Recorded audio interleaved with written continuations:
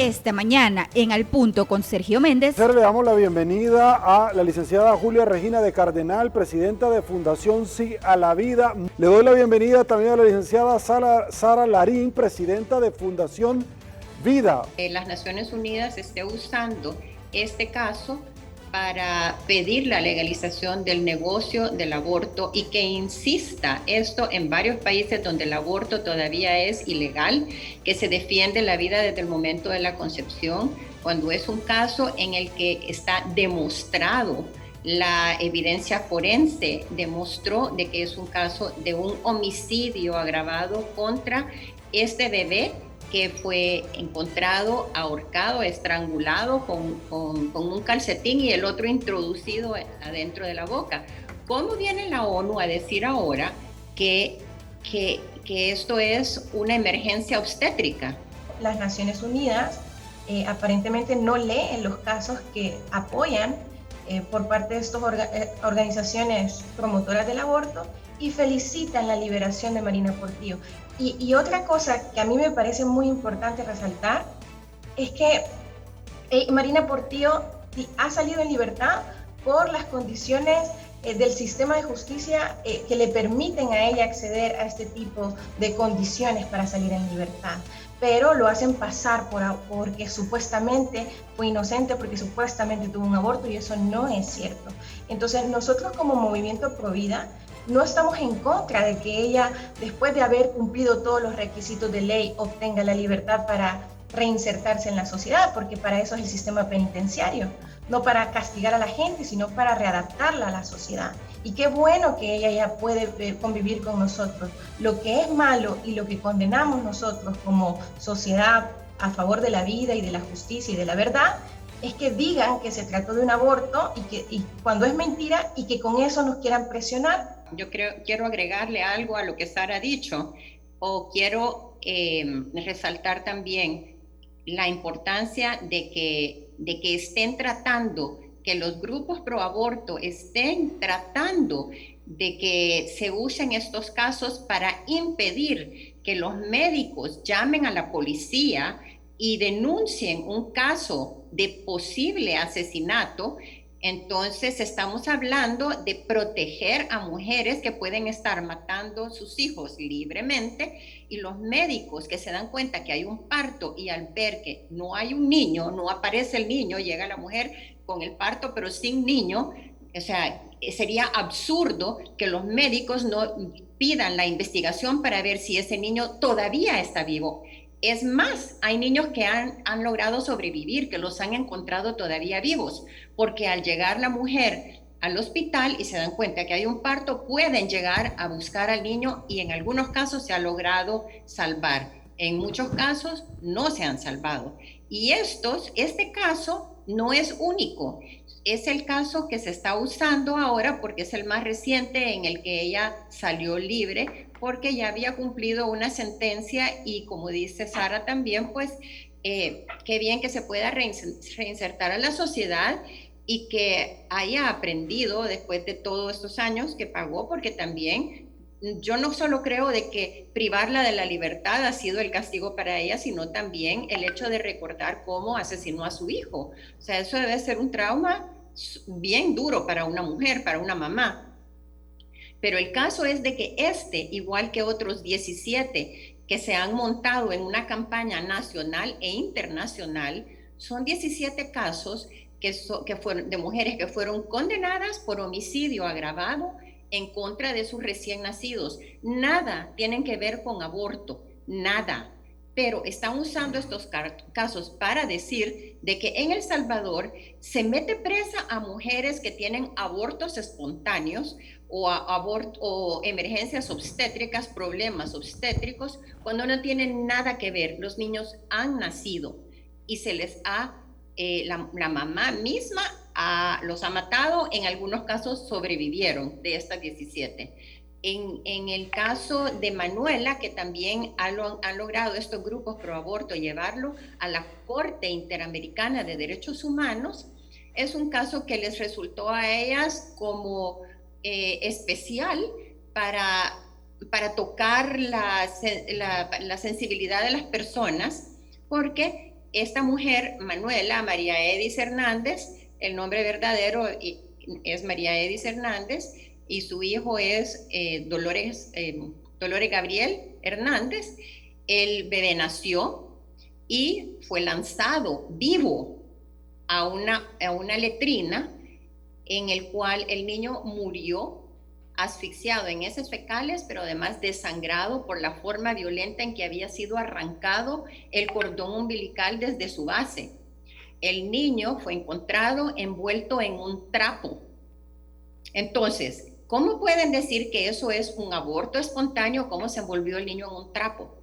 O sea, todos los argumentos que dan son absurdos, son ilógicos, pero han logrado llevar esto a la Corte Interamericana de Derechos Humanos y todavía estamos esperando la sentencia.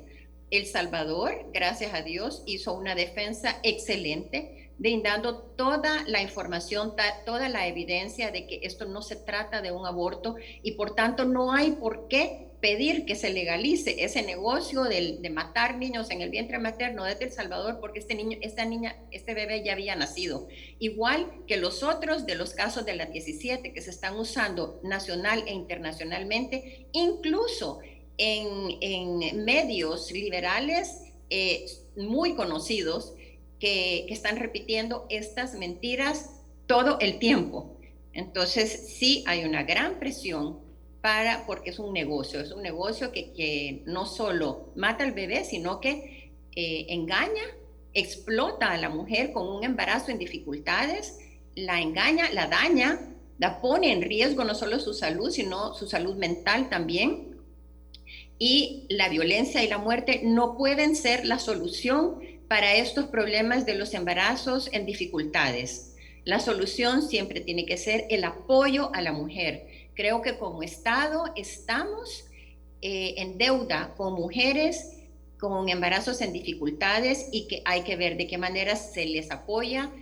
Nosotros somos una fundación que tiene un centro de ayuda para la mujer donde hemos recibido más de 11,000 casos de mujeres que creían que el aborto era la única solución para su problema y que se han logrado salvar más de 11,000 vidas del aborto, con solo brindarles apoyo a la mujer que pensaba que el aborto, estaba convencida que el aborto era la solución. Incluso tenemos un albergue, un hogar para madres solteras donde se reciben los casos de incesto, de abuso, de violación, de abandono, y ahí se les da todo el apoyo integral, además de la alimentación y del techo, se les brinda educación, ayuda psicológica, médica, un apoyo integral para que estas mujeres puedan superarse y salir adelante con sus bebés. Como les digo, el aborto se da por ignorancia. Si la mujer tiene apoyo, la mujer decide tener a sus hijos.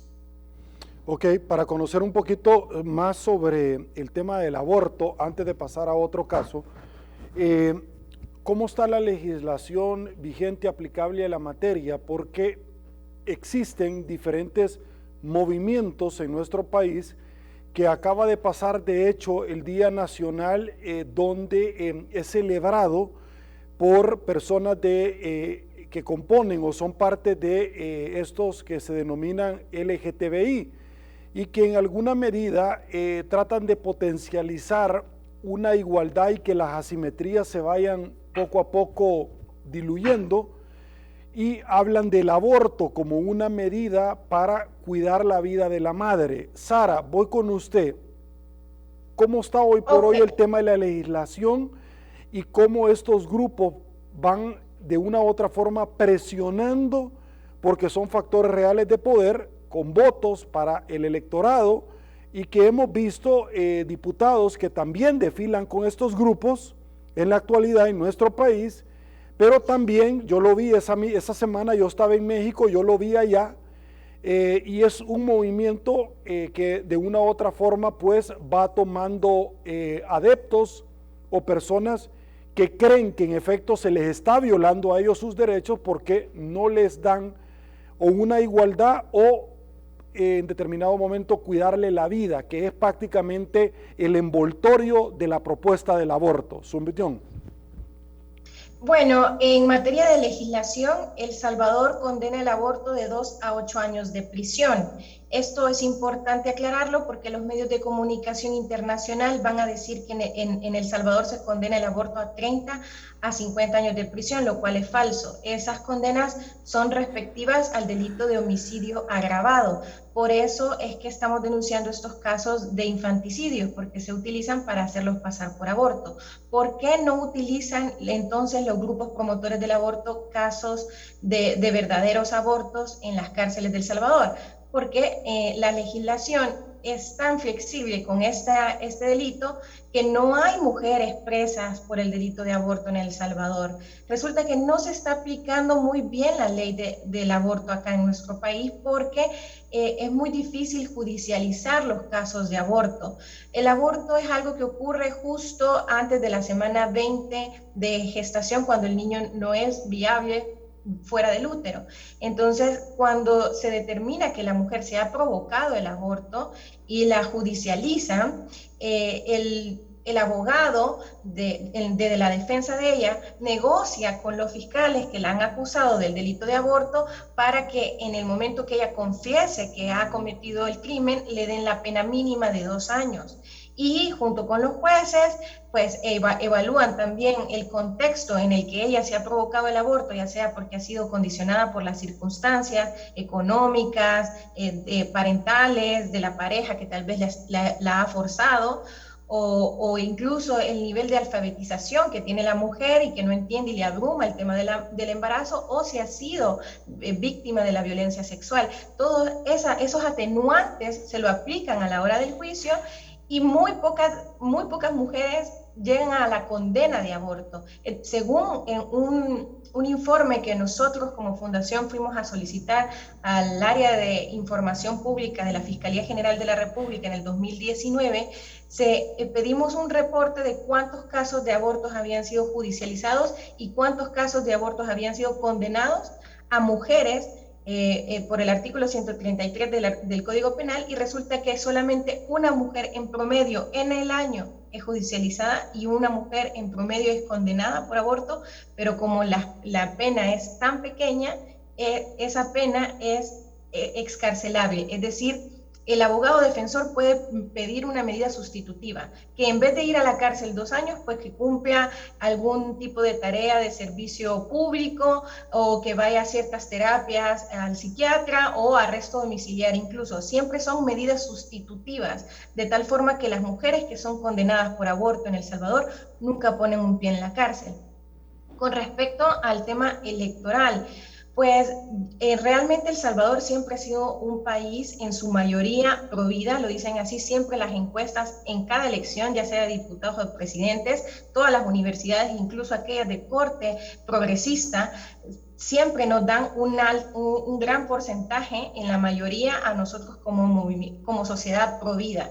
Y los diputados actuales en la Asamblea Legislativa, en su mayoría también lo son pro vida. Habrá uno que otro que son promotores del aborto y solamente un par son activistas del aborto, que son los que se hicieron presentes en la marcha del orgullo LGTB, que son los de los partidos que quedaron por residuo. Específicamente Johnny Wright de Nuestro Tiempo y Anabel Belloso del FMLN.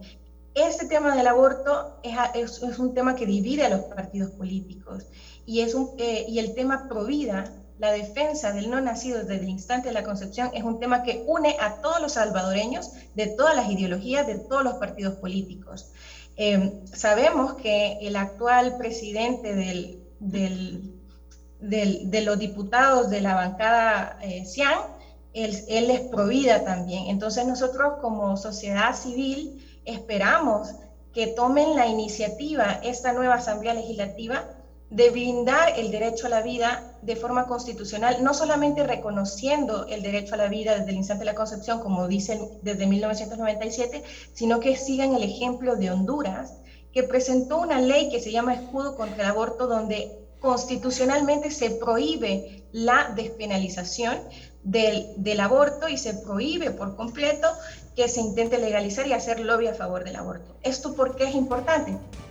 Porque en la historia de la humanidad siempre se ha tratado de deshumanizar a un grupo social para ejercer control sobre él y abusar de los derechos humanos de este grupo social. Siempre lo mejor en análisis político en Al Punto Matutino.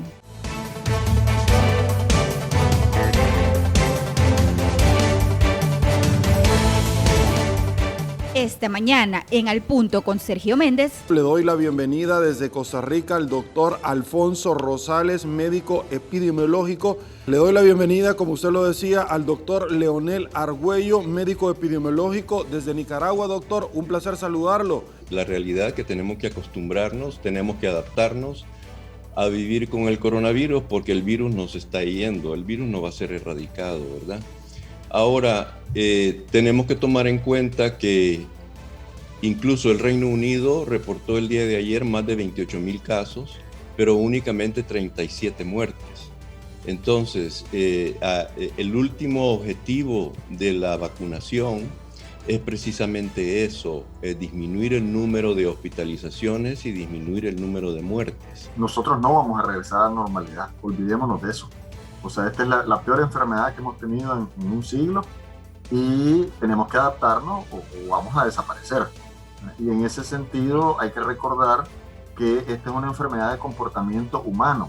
Lamentablemente, yo puedo pasar horas hablándote del virus, igual supongo el doctor Rosales, ¿verdad? Del virus, de la epidemiología, de los casos, de cómo se presentan, de esto, del otro, pero muy poco podemos hablar sobre el comportamiento humano. A mí me recuerda mucho lo que está pasando ahorita a lo que continuamente yo digo de las enfermedades transmitidas por vectores como el dengue y la malaria. Es como un resorte, o sea, vos apretás el resorte en las enfermedades, el resorte significa el control, vos apretás, pero cuando soltás un resorte, ¿qué sucede? Brinca. Entonces es exactamente igual lo que está pasando aquí. Vos tenés que apretar el resorte y lo tenés que ir soltando poco a poco, pero las veces que se ha soltado, imagínate, España lleva por la quinta ola, nosotros en Nicaragua vamos por la segunda ola y eso van por la quinta ola, casualmente porque han soltado el resorte muy rápido. El comportamiento normal de cualquier virus es de mutar, ¿verdad? A mayor circulación de un virus, hay una mayor tasa de mutación genética en los virus.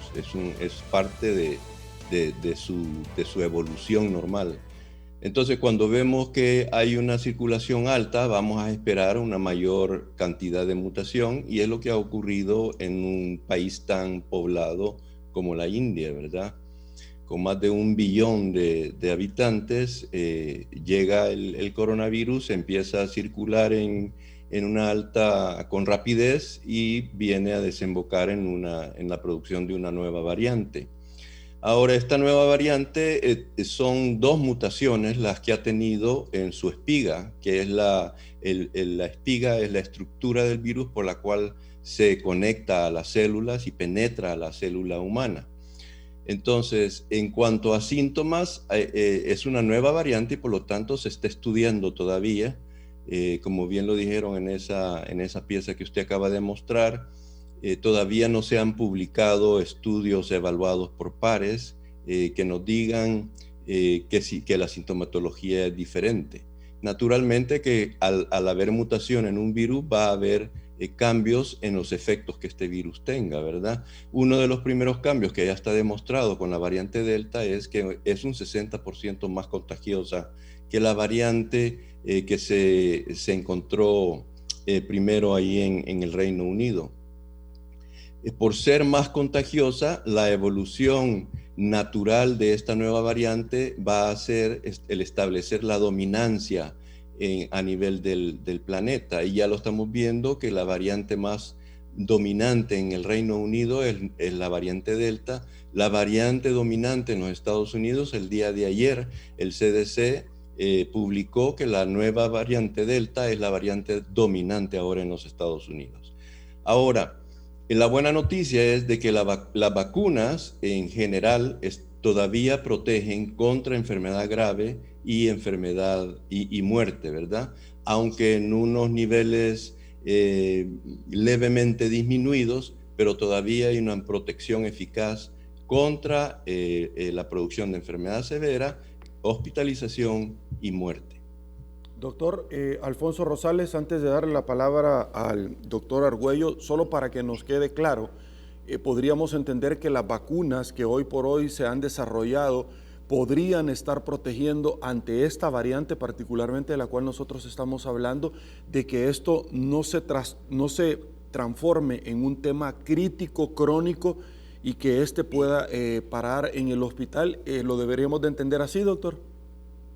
Las últimas informaciones que se vienen produciendo del Reino Unido, que es el país donde más se estudian los cambios en el genoma del virus, nos están diciendo que las vacunas, por lo menos la AstraZeneca y la Pfizer, que ellos son las que han estudiado, son vacunas que tienen una protección, aunque disminuida, pero todavía bastante fuerte, contra enfermedad severa y muerte.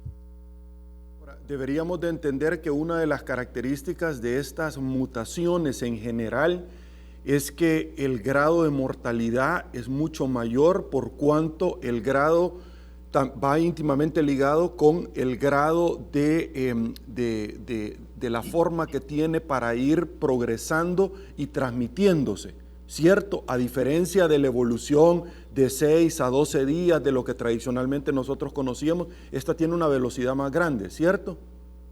Sí, mire, el virus por naturaleza lo que está buscando es disminuir su virulencia y aumentar su transmisión, porque al virus le interesa sobrevivir. Entonces el virus lo que está buscando a través de la mutación es adaptarse a su huésped, y por eso estamos viendo que se están volviendo más transmisibles, ¿verdad? Las nuevas variantes son más contagiosas que la variante original china, pero no se ha demostrado hasta ahorita que sean más virulentas. Entonces esa es la tendencia natural de cualquier virus, no solo del coronavirus. Ok, la supervivencia, como usted lo dice, listo. Doctor Leonel Argüello, su opinión. Sí, tal vez quisiera aclarar algunos términos que es importante. Miren, las variantes no se importan, no necesitas que alguien venga del extranjero a pasártela a tu país. La variante nace en tu propio país, producto de la del alto número de personas contagiadas. O sea, entre más personas se contagien, más posibilidades de que la variante surja. Lo que pasa es que la variante Delta la identificaron en la India, pero perfectamente puede haber una variante Nica si se estudiara aquí, o una variante del Salvador, ¿verdad? Que se le pondría una letra del abecedario griego. Entonces, ¿qué es lo que sucede? El virus hace, por decirlo de forma sencilla, una fotocopia de sí mismo. Cuando vos sacas fotocopia, a lo mejor de 100 fotocopias te sale un error, o a lo mejor de 1000 fotocopias te sale un error. Y entonces este virus se multiplica millones de veces. ¿Qué es lo que sucede? Cuando sale un error, esa hojita que vos sacaste fotocopia, que es la hoja mala, la volvés a poner y te comienza a sacar un montón, pero de manera rapidísima. Entonces eso es la variante. Y la actual es el doble de contagiosa que el original. Eso significa que si en lo original una persona podía transmitírsela a 3 o 4 personas, esta variante Delta se la puede transmitir a 8. Y de hecho, por ejemplo, en Nicaragua nosotros estamos viendo que el año pasado atendíamos un caso por familia, y ahora son 2 o 3 casos por familia, inclusive la familia entera. Ahí te está demostrando que hay mayor contagiosidad. Lo segundo, que el año pasado mirábamos nosotros que las personas se complicaban entre el 7º y el 10º día. Actualmente se complican alrededor del 5º día en Nicaragua, pero la literatura científica te dice que entre 3 y 5 días. Entonces ya estamos viendo clínicamente algunos cambios que tendrá que confirmarlo el Ministerio de Salud cuando públicamente señale cuál es la variante que existe aquí en el país, porque ya las variantes también las otras variantes se han diagnosticado en El Salvador, en Honduras, en Guatemala y en el mismo Costa Rica. Por otro lado, esta variante clínicamente es muy parecida. No hay grandes diferencias. Algunos estudios han señalado de que hay afectaciones de carácter más gastrointestinal, más diarreas y dolores de estómago. Sin embargo, sí hay una cosa que leí que me llamó mucho la atención: sordera, que eso yo no lo había escuchado anteriormente. O sea, ustedes saben que uno pierde el gusto y el olfato por afectación de los nervios.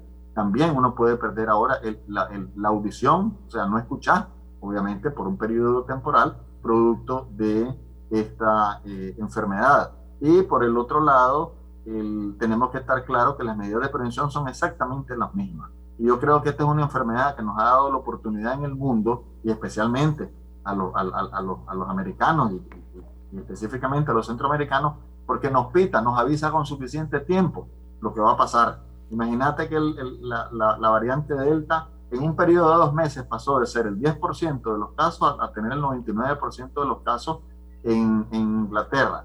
Ahora en Estados Unidos tenían el 10% y ahora tienen en los 50 estados, en todos los estados de Norteamérica, están teniendo la variante Delta. ¿Y qué estamos esperando nosotros en Centroamérica? O sea, posiblemente aquí ya la tenemos también, ¿verdad? Porque es un asunto del el gran contagio que hay. O sea, hay muchas lecciones para aprender de lo que está pasando al otro lado del charco, como decimos los latinoamericanos.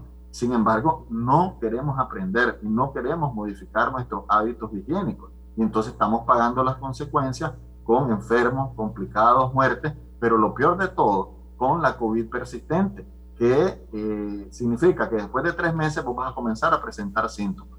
Y escuchen bien, 201 síntomas se han reportado y hay pacientes que han llegado a tener 70 síntomas. Eso es como para volverse loco. Obviamente la afectación mental es enorme. Vamos nosotros, por no tomar las medidas correspondientes y no tener la firmeza para tomar las medidas, vamos a tener una población enferma en Centroamérica, porque se ha planteado que hasta de 10 personas que han padecido COVID-19, ya sea con síntomas o sin síntomas, leve, moderado o grave, o que hayan estado intubados, independientemente de eso, de cada 10 personas, 8 van a tener problemas posteriores que te va a dañar tu salud. Imagínate lo que es, por ejemplo, que se te caiga el pelo, que te duelen las articulaciones, que un día no puedes respirar bien, que otro día no puedes levantarte porque estás muy agotado, que otro día no puedes concentrarte, que tenés niebla mental. Eso es terrible. Ahora imagínate eso puesto en un joven, que son los más afectados. ¿Qué va a pasar? Con la inmediatez, con esto de que los jóvenes quieren todo pero para allá, aquí lo que vamos a tener es un montón de jóvenes deprimidos con intento de suicidio y con suicidio. Esto ya lo tenemos que estar viendo en Centroamérica desde ahorita para tomar las medidas correspondientes.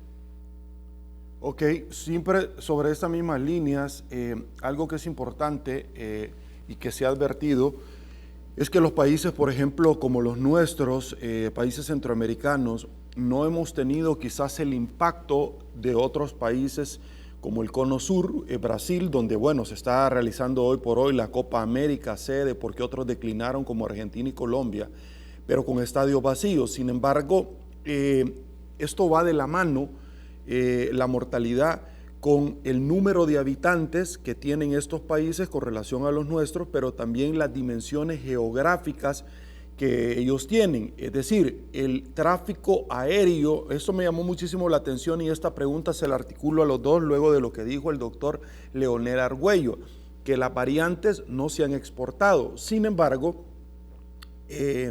la enfermedad de origen que se transforma precisamente luego por la OMS y se declara pandemia, esta sí ha llegado con una velocidad más grande a otros países precisamente por el tráfico aéreo que puedan o no tener, lo cual nosotros no tenemos como lo tiene Estados Unidos, México o países del Cono Sur como lo puede ser Argentina, Chile, Brasil, Colombia, etcétera. Los centroamericanos no tenemos todavía esa evolución. ¿Esto es así o en determinado momento existen otras razones? Empiezo con usted, doctor Rosales, su opinión. Mire, hay 2 variables, 2 factores importantísimos en cualquier enfermedad de naturaleza infecciosa, ¿verdad? Uno es la densidad poblacional. A mayor densidad de gente, a mayor número de gente en un determinado lugar, hay una mayor probabilidad de transmisión, ¿verdad? Entonces la densidad poblacional es importantísima para determinar que una enfermedad se vuelva una epidemia. La otra es la movilidad de esa población.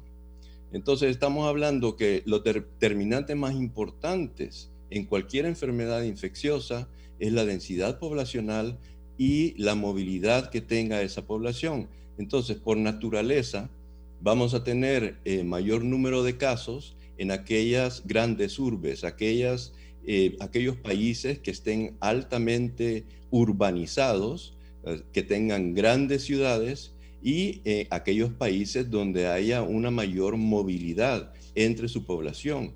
Y entre esos factores está el factor de los viajes en avión, ¿verdad? entre países. Entonces, entre más conexión hay entre los países, hay mayor probabilidad de que todas estas variantes se vayan transmitiendo de país a país. Entonces, yo creo de que la vacuna es un factor importantísimo en controlar esta nueva enfermedad, pero como bien dijo el doctor Argüello, nuestro comportamiento también es un factor fundamental para lograr detenerla. Por lo menos mientras se llega a esos niveles de cobertura que nos den el efecto de rebaño, ¿verdad? Que es la protección de toda la población cuando se llega a un determinado nivel de cobertura por la vacunación. Mira, si yo no tengo mi casa limpia, ¿verdad? Vos no me la vas a ir a ensuciar si yo tengo el control. Entonces, en este sentido, ¿a qué me refiero? A que efectivamente cualquier persona que venga de afuera y traiga la COVID-19 y posiblemente traerá la Delta, pues si viene de estos países desarrollados, puede ser también otra fuente de contagio. Pero ahí viene la importancia de que en la población estemos tomando las medidas y que no nos relajemos. Y que entonces si hay un turismo, ese turismo sea canalizado con determinada gente, que esté controlado, que la gente del turismo también se controle, se le puedan hacer exámenes, se pueda estar atento, ¿verdad? a cualquier problema que surja y que se le pueda dar seguimiento. O sea, exactamente lo mismo que hacemos. ¿Qué hacemos digamos, en El Salvador, donde fue uno de los países que se tomaron primero las medidas más estrictas en Centroamérica? Los buses. O sea, sabemos que nuestra población, la mayor parte, trabaja de forma sin tener un patrón, pues sin tener un empleador, ¿verdad? Trabajan de forma autónoma, por cuenta propia. Entonces, ese trabajador necesita utilizar el bus. Pero si en el bus se relajan las medidas, en el transporte colectivo se relajan las medidas y ya no están las ventanas abiertas y no se utiliza mascarilla y eso, entonces obviamente ese es un lugar de aglomeración, a donde tenés más posibilidades de contagiarte. Si haces actividades masivas, fiestas, eventos religiosos, culturales, deportivos, etc., ahí estás teniendo también más posibilidades, porque concentras más gente, hay menos de 2 metros de distancia entre persona y persona y poder. Siempre lo mejor en análisis político en Al Punto Matutino.